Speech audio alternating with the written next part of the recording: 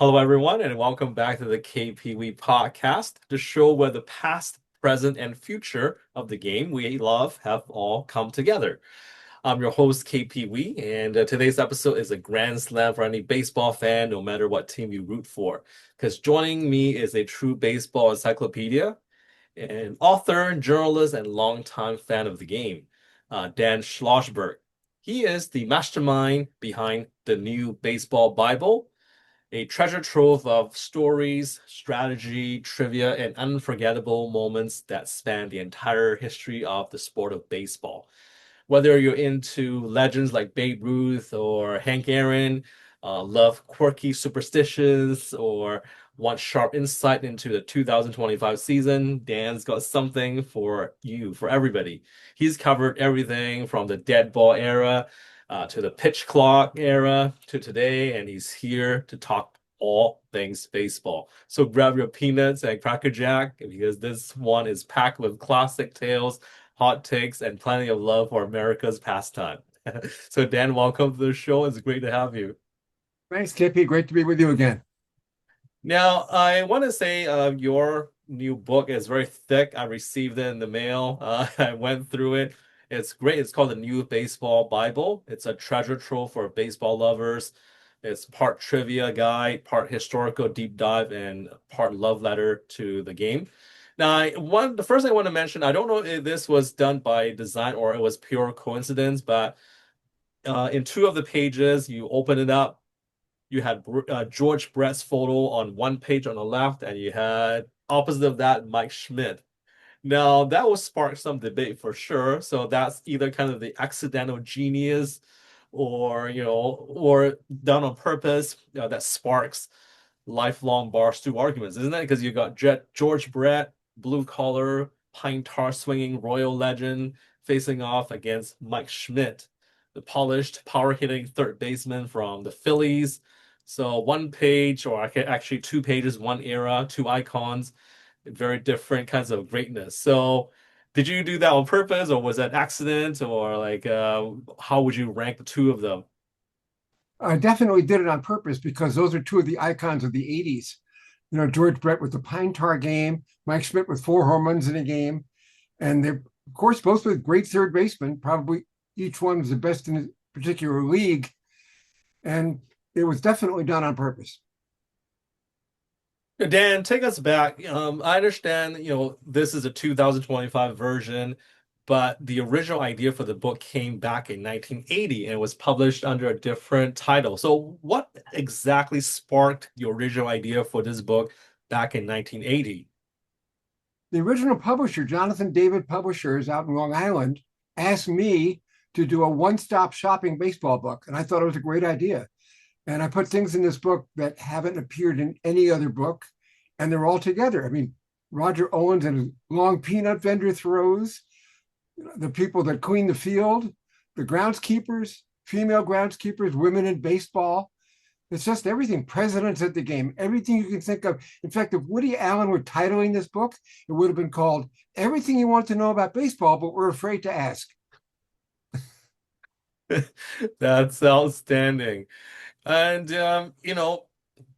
how would you compare legends like Hank Aaron and Babe Ruth? Is it even possible to fairly compare players across eras? Because you made a list of, the I guess the most impactful or most memorable moments.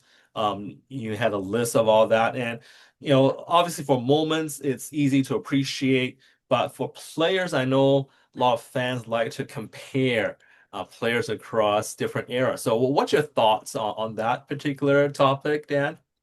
Well, each one of them had advantages and disadvantages. Obviously, for Babe Ruth, he never had night ball to worry about. He never had the endless army of relief pitchers that Hank Aaron faced. So that was kind of tough. Plus, there were fewer teams when Babe Ruth played.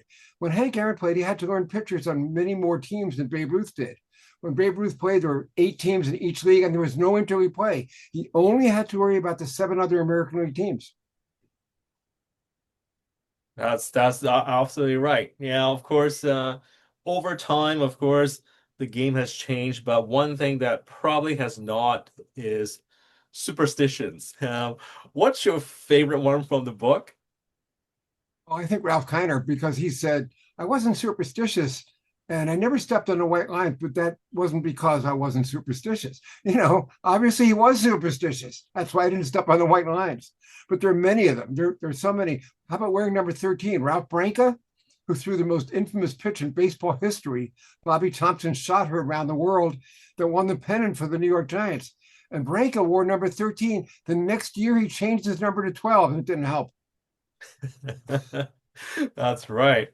Now, again, if we're talking about comparing players from different eras, we're, compiling a list of memorable moments. Um, what about managers? Because they're a big part of the equation too. Now, from your research and from the, watching baseball for decades, which manager in history do you think had the most brilliant baseball mind and why? Very good question. There's been a change in the way managers manage. And the key word here is analytics. Before the advent of analytics, managers played hunches. And managers, some of them were low-key managers, and they just let their guys play. Some of them were very high-strung managers, micromanagers like Billy Martin, good example. But Clyde King, who succeeded Billy Martin later on, was a teetotaler and a very low-key manager. And some managers were disciplinarians. But I love this quote from Billy Martin. Billy Martin said his job as a manager was to separate the 5 players who hated him from the 5 who were undecided. That's a good one. That's a great one. You mentioned analytics just a moment ago, Dan. What's your take on the role of analytics in today's game? Are we seeing better baseball because of it or something else? We're not seeing better baseball because of it, although many managers insist that we are. In fact, Billy Ball, and that whole thing with the A's when they didn't have a lot of money, but they relied on analytics to make decisions. Was that a good idea? I'm not so sure. Brian Snitker, the oldest manager in the National League today, says he does some analytics and some hunches. So he's got one foot in each era. But Bobby Cox, who preceded him, he was strictly a hunches guy, and he's in the Hall of Fame. Absolutely. And, I would probably think that for managers, I would say they have to say that the game is better today. You're trying to promote the game to the fans, but but we'll digress there. I would like to talk about strategy because you write about strategy. Now, how exactly has baseball strategy evolved over the decades? Well, today players don't bunt. I don't know if they don't know how to bunt. Actually, the best bunters in the National League are probably the pitchers that used to bat because when they came up, they would sacrifice. Tom Glavine was a great sacrifice bunter. Max Fried was a great sacrifice bunter. In fact, by the way, Max Fried is the answer to a great trivia question. Who was the last National League pitcher to win a Silver Slugger? It was Max Fried. He batted 273 the last year pitchers batted. And that will not happen again because pitchers don't get a hit anymore, which I would I would presume that you think that that's you know uh that's something that shouldn't have been taken away. Would that be accurate in saying? Well, we have Shohei Ohtani, who's on the cover of my new book. He's a pitcher who bats, and he really does a great job with that bat, too. That's very true. Although, of course, speaking in early July 2025, there's all kinds of buzz on Twitter, on X, saying that, ever since he began pitching again this season, 2025, he has stopped hitting. So that's something that we'll see how the season turns out because we still have, the rest of July, August, September, obviously. But I want to get back to, your book here. And of course, um, I think that, pardon me, for the new baseball Bible, how did you decide what to include and what to exclude? Because I'm sure that, if you're covering the presidents, you're covering the commissioners, you're covering, memorable moments and all kinds of trivia on every single page. Is it difficult to leave certain things out or certain people out? And if so, can you touch on that a little bit? It's very difficult to leave anything out, but if I put everything in, each chapter would have been 500 pages long. As it is, the book is almost 500 pages long, and there's a long index at the back. So people can find anything they want to find. The idea was to provide something about every aspect of baseball. And I think I did that. I talked about international baseball, women in baseball, the Negro Leagues, the history of the Negro Leagues, baseball movies, baseball books. It's all here. Baseball cards, you name it, it's in a book somehow. That's very true. Like I said, I've when I went through and flipped through the pages, I it was very impressive all the kinds of information that is in this one book. And again, 500 pages. If you were to include everything, every detail, like you said, every chapter would end up being 500 pages on its own. So now, are there any underappreciated players or underappreciated moments in baseball history that you wish more fans knew about? There are many underappreciated moments in baseball history and underrated players. For example, Hank Aaron only won one MVP award during his long 23-year career. How could he only win one MVP? He was an all-star 25 times, which is a major league record. And also, when he came up for the Hall of Fame as the all-time home run king at the time of his election, 9 voters left him completely off their 10-man ballots. Talk about a guy who's underappreciated. And 23 voters didn't vote for Willie Mays. So obviously, something's not kosher in the state of Denmark, as Yogi Berra would say. Now, obviously, Dan, not voting for a particular player for Hall of Fame, I think that has gone away because of Mariano Rivera getting, unanimous votes and Derek Jeter falling just short, Ichiro Suzuki falling just short. So what did you think about that whole idea of, I'm never gonna vote for this player because no player can be unanimous because Babe Ruth was not unanimous. What do you think about that whole concept? But there's still a lot of writers who won't vote for anybody the first time they become eligible. There's so many players who were not picked on their first year around. They got in on their second try or whatever. Many, many really top superstars. In fact, the very first class of the Hall of Fame in 1936, there were 5 electees. All of them got 90% except Walter Johnson, who got 83%. How could Walter Johnson, who threw 110 shutouts in his career, get only 83% of the vote? Not possible. That's absolutely mind-boggling for sure. Like obviously if that voting had taken place in today's world with social media, the voters would definitely be crucified for sure. Now we want to focus on the book here, and it covers basically from everything from trivia to traditions you mentioned, to international baseball, to women in baseball, and all these fascinating chapters. Was there one particular chapter, Dan, that was the most fun for you to write? I think the section of Hank Aaron versus Babe Ruth, because as you mentioned previously in this interview, there were so many differences between their two periods when they played. I mean, Ruth had no night ball, no relief pitchers. The furthest team west was St. Louis. He never had to go all the way to LA and get jet lag. So things were very different. So of course he could hit 342 lifetime. Hank Aaron hit 310 lifetime, or 305, I guess. But the point was, it was very similar to what Babe Ruth did. And yes, Aaron had more at bats to accumulate the number of home runs he hit. But look at the ballparks he played in. Milwaukee County Stadium was a tough ballpark for home runs. Yankee Stadium was an easy ballpark for home runs, and so was the Polo Grounds where Ruth started. We're speaking with Dan Schlossberg. The book is called The New Baseball Bible. It's a 2025 edition. The New Baseball Bible, notes, nuggets, lists, and legends from our national pastime. Now, that, of course, it was a fun chapter for you to write, and thanks for sharing that. What was the most challenging as far as writing, for a chapter in the New Baseball Bible? Good question. I've never been asked that before, but I can answer it. Probably the chapter on commissioners, because just about every commissioner that we've had, including the present one, has done some things that I thought were really bad for the game, things I disagreed with, but I didn't want to come out and say this guy was a bad guy or he made a mistake. I had to write a fair biography of him, and I think I did that. Now, that's an interesting point, Dan, and thanks for sharing that because I know that in today's society, it's easy for anybody to go on social media and start ripping players or commissioners or managers, coaches, owners, you name it.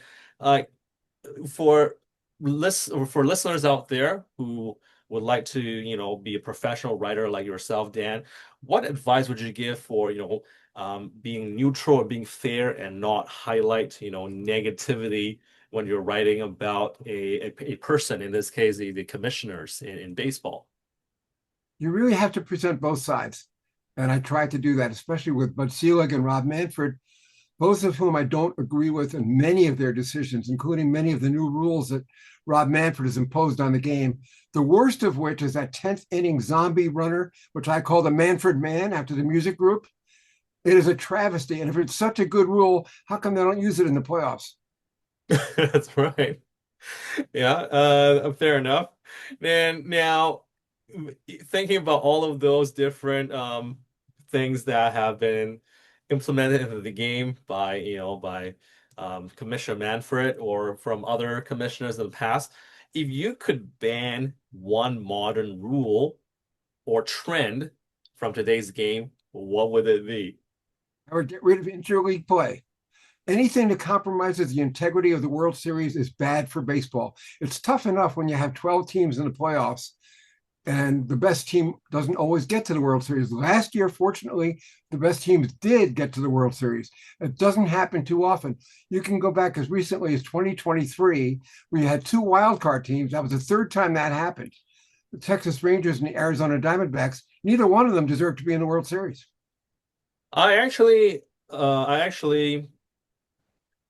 um I actually agree with that is what I wanted to say because what would be the point of playing 162 games in a regular season and finish 10 games ahead of the second place team or 15 games ahead of the wild card team, and you got to play against the same teams that you beat regularly in the regular season, and you only get one extra home game in the playoffs. It doesn't make any sense to me. It has never made any sense to me, and I think you're probably one of the first guests to come on with me and say that,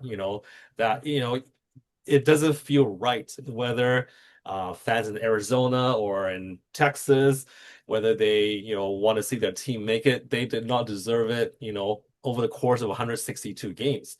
So definitely that's something that, I know a lot of fans disagree with as far as what I just said, but that's why you play 162 games. You won your division or you won the league fair and square, and now you have, to take what 5 days off and mess up your routine, and then you only get one extra home game. To me, that doesn't make any sense. But if you'd like to expand on that, you could. But if not, we can ask you what is something old school about baseball, Dan, that you wish could make a comeback. That's a good question, too. But let's expand on that for a second. The whole problem with the postseason, the way it's structured, it depends who gets hot or who gets hurt at the end. That determines who goes the furthest. You can look at any World Series of recent vintage and see that. So I don't like the way it's set up. I don't like the 12 teams. I don't even like the playoffs at all. When I was a kid growing up, there were two 8-team leagues. The winners went directly to the World Series without passing go. The whole reason they've set it up this way, not only have they copied other sports, but they have a revenue problem. Teams are not going to be able to meet their payroll if they don't bring in extra money from the postseason. That's definitely unfortunate, and I totally agree with that. Even when I was a kid starting to watch the fall of the game, there were four teams in the postseason, and you know, even that was expanded, right? Like, so you had the American League East, American League West, National League East, National League West, and the four teams made it to the postseason, and you know the two teams remaining in the World Series. And even back then, I remember the word was postseason, right? You didn't hear the word playoffs unless it was like a one game playoff to determine the division title. But nowadays, the word playoffs is being thrown around because that's what it is, right? But yeah, back then it was when I grew up anyway, the divisional era with just the four teams that made it to the postseason. But getting back to something old school about baseball that you wish would make a comeback, that would be it, right? Or was it something Well, else I, in I'll give mind? you I'll give you one word, bunting, and I'll give you an example. On May 26, 1959, Harvey Haddix of the Pittsburgh Pirates pitched 12 perfect innings in Milwaukee County Stadium against the Braves. In the 13th inning, Felix Mantilla was safe on an error by Don Hoke. That was the end of the perfect game, but the no hitter was still intact and it was still a nothing game. The next batter was Eddie Matthews. He bunted Felix Mantilla to second. Now, this is a slugger who had over 500 home runs. He bunted Mantilla. Now, you're hearing my words here. He bunted Mantilla. Babe Ruth and Lou Gehrig used to bunt all the time. What happened to the bunt? We used to have guys like Brett Butler, who his name should have been Brett Bunter. I mean, he was always bunting. He used his speed. And when you have guys like, let's say, Michael Harris II is in a big time slump, they're thinking about sending him back to the minors. If he would bunt and use his speed, he would do wonders for himself. He'd raise his average, he'd help his team, but he doesn't bunt. And there are many others in the same situation. It's fascinating that you brought that up because back in Brett Butler's era, there's also in Atlanta Otis Nixon, very good That's right. punter and routinely bunted for base hits. I remember reading up on this like several months ago that he might have had like 24 bunt singles in a season or 27 bunt singles in a season. That was a big weapon for many of these speedsters, and that's unfortunate that that part of the game has essentially vanished, and that's Yeah. unfortunate. Well, you got to look at Ichiro. Ichiro had more than 600 infield hits. 600 infield hits. The guy could bunt and run. He could hit a ground ball and beat it out. We lost that in baseball today. Now, I mentioned that name Ichiro earlier, and I'm glad that you mentioned him again, Dan. Again, we're speaking of Dan Schlossberg, the author of the New Baseball Bible, notes, nuggets, lists, and legends from our national pastime. With Ichiro, and again, I enjoyed watching Ichiro when he was playing for Seattle. Um, Felt bad that he only made the postseason with the Mariners in his rookie year. But this is something where I've read in recent months because of his Hall of Fame election, is that there are people out there who seem to think that he's overrated because people are saying, well, singles are not as useful as doubles. The guy didn't hit a lot of doubles, and he has so many plate appearances and so many at bats. He never walked, or he rarely walked. He never had a lot of extra base hits. How do you respond to that? He could have done it if he wanted to. In fact, his father, way back when, made Ichiro, who was a natural right-handed person, into a left-handed hitter so that he could be one step closer to first base and get more hits that way. And it really worked. So he was elected to the Japanese Hall of Fame a week before the US Hall of Fame, which was fabulous. And he had over 4,000 hits between US and Japan. Now, Dan, I consider you a walking encyclopedia, and when it comes to baseball, did you discover anything that you didn't know before during your research that, even surprised you? Hey, I never knew this until right at this moment. Did you encounter anything like that? Well, maybe not so much for this book, but last year I did a book called Home Run King, The Remarkable Record of Hank Aaron.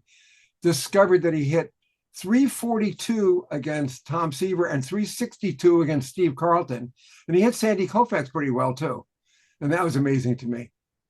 Outstanding. We're talking about like Hall of Fame pitchers, and you did extremely well against them. Um, But you want something else on Hank Aaron.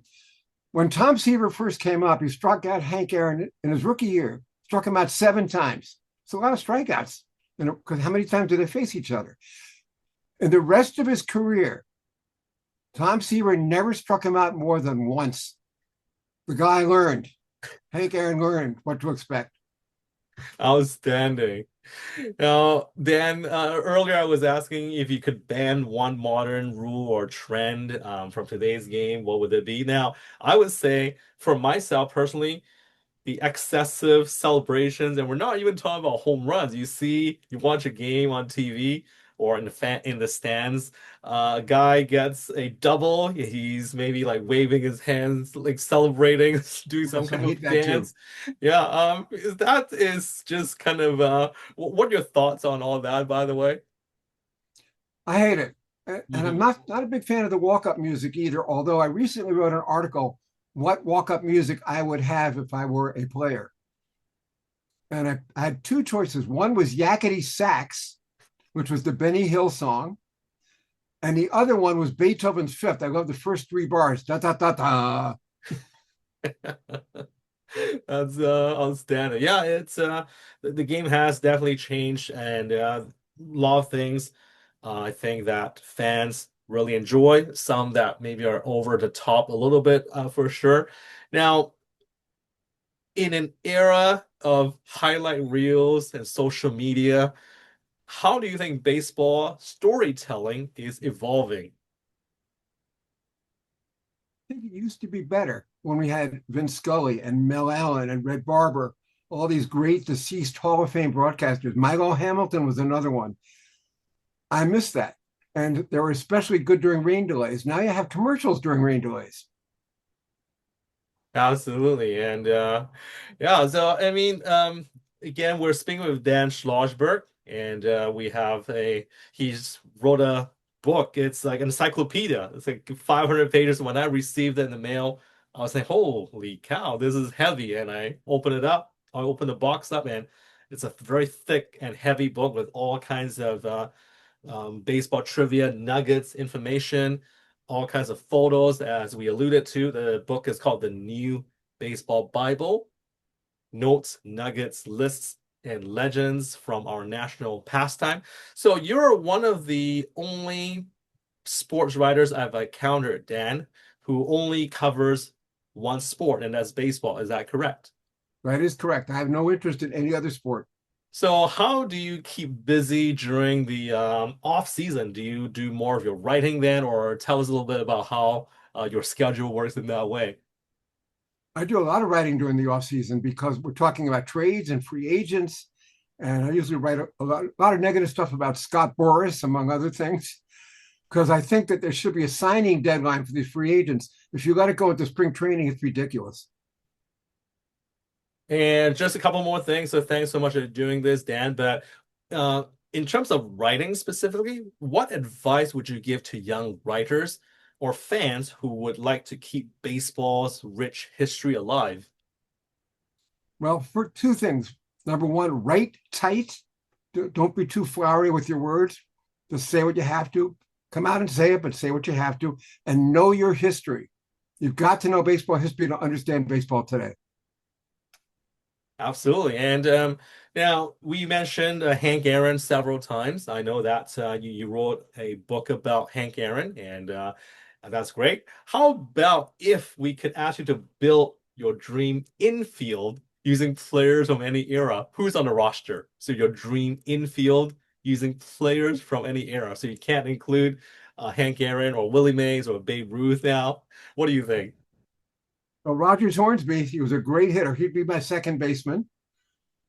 Ernie Banks would probably be my shortstop. I know he finished his career at first base, but he was a very hard hitting shortstop, won back to back MVPs playing shortstop.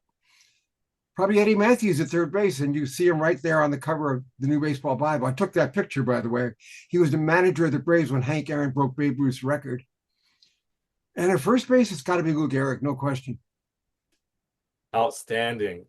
And I know we touched on this a little bit about no interleague play, but let's just say you're a commissioner for a day. Let's just pretend you're a commissioner for a day.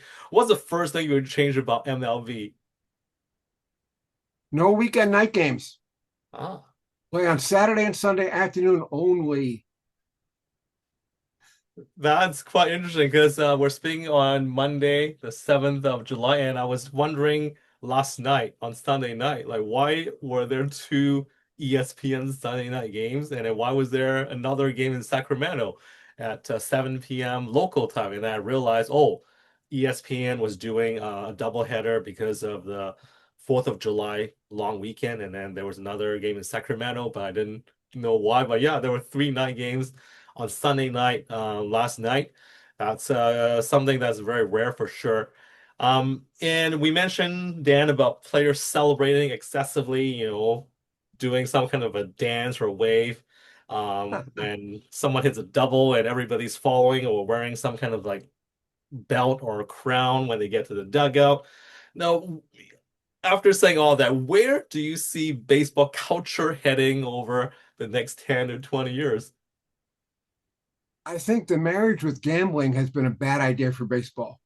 I remember when Willie Mays and Mickey Mantle were banned just for being greeters at the Atlantic City casinos. And I think that's really hurt baseball. In fact, if you watch MLB Network and you look at the bottom of the screen, you see the odds. I don't care about the odds, I care about the scores. That's right. You can see it not just on the ticker, the scrolling ticker. You can see it during game broadcasts. The broadcasters are talking about it actively. It's it is quite different compared to just even a decade ago. Like I'm wondering why the play-by-play announcer and the color commentator are talking about the over under on the home runs that this player is going to hit or the number of strikeouts. It's everywhere. That's very unfortunate. But quick quiz here. Now I know that none of the tidbits or nuggets surprised you in your book, but what is one stat or tidbit in the book that you think would stump most fans? Who was the guy who broke his leg jumping on home plate after hitting a grand slam? Was It that a happened play fairly from recently. that was a And he play from ruined the his career. Angels? Was Yeah. Was it with the Angels or the Mariners? One of those teams. right. But it was Kendrys Morales. Right, Morales. Yes, that's right. That was quite an And that was the end interesting. of his career. That's right. That's right. That's unfortunate, but that's one piece of trivia that you probably don't want to be associated with. That's for sure. And all Of right, course, so Edwin Diaz. Remember Edwin Diaz yes, in the World Baseball Classic? yes. He hurt his knee and he was out for the whole season because he was celebrating. Now, I might get in hot water for saying this, but I've never been a fan of, the World Baseball Classic or any related competitions in other sports. I know the fans dig it, the fans love it, but for me, I'm thinking your team is paying you to play and pitch for that one team. Like, I don't know why there are these they're not meaningless to the players, obviously, or the fans, but these, I call them exhibition games, and then you end up having injuries or potential for injuries. That's another thing that I think that's not good for the game, as far as I'm concerned, because Oh, you're I agree. And nothing should compete with spring training. They played at a terrible time. Why don't you play it after the World Series? it's there's something there are so many changes. I just wish that we could go back to the time from when I was a child following the game, but it's too late it's never gonna go back to that. But we're speaking with Dan Schlossberg, the author of the new baseball Bible, notes, nuggets, lists, and legends from national pastime. You can, if you're watching this on YouTube, you can see the cover behind me, and if you're listening online, pick up the book or on Amazon or any other bookseller. So, any final thoughts, Dan, before we wrap up? Well, I'm still a baseball fan. I'll always be a baseball fan, but the game was better when I was a kid. Absolutely. So, Dan Schlossberg, thank you for joining me today. That wraps another amazing episode of the KPW podcast. Again, huge thanks to Dan Schlossberg for sharing his incredible knowledge and passion for baseball, from timeless legends to the latest season's storylines. If you're a fan of the game, the new Baseball Bible is definitely a must read. You'll find nuggets of history, strategy, and those special moments that make baseball more than just a sport. So, Dan Schlossberg, thank you so much for joining us today. It's been a real pleasure. Thanks, KP. It was great to be on with you. And to our listeners, keep loving the game, keep rooting for your team, and we'll catch you next time with more baseball stories and insights. Until then, play ball.